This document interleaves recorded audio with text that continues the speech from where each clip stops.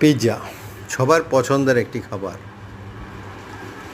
এবং তা যদি হয় ঘরে বানানো তাহলে তো আর কথাই নেই।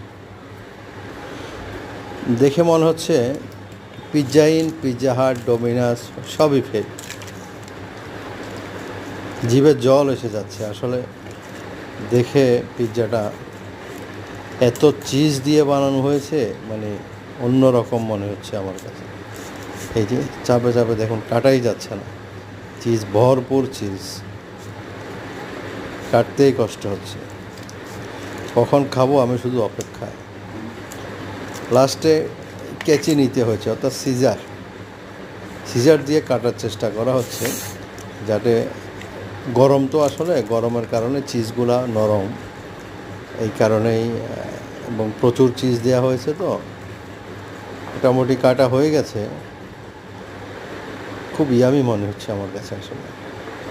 এটা একটা ফ্লেভার, হ্যাঁ, আরও একটা ফ্লেভারের পিৎজা বলতে না বলতে রেডি হয়ে গেল।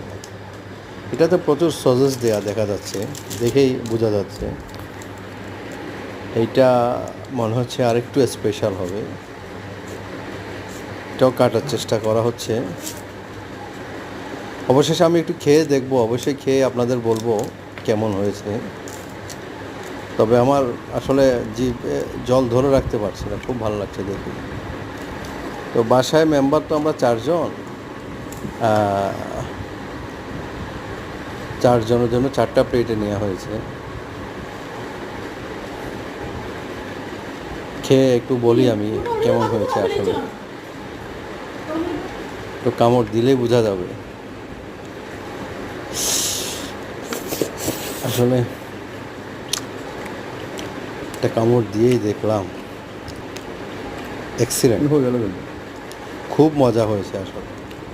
মানে আমার কাছে কি বলবো, আমি আসলে বলতে পারছি না, হয়তো বোঝাতে পারছি না। আমার জিভ জানে আর আমি বুঝতেছি। খুব মজা হয়েছে, খুব টেস্টি। আপনারাও বাসায় ট্রাই করতে পারেন। সবাই ট্রাই করুন, ইনশাআল্লাহ হবেই।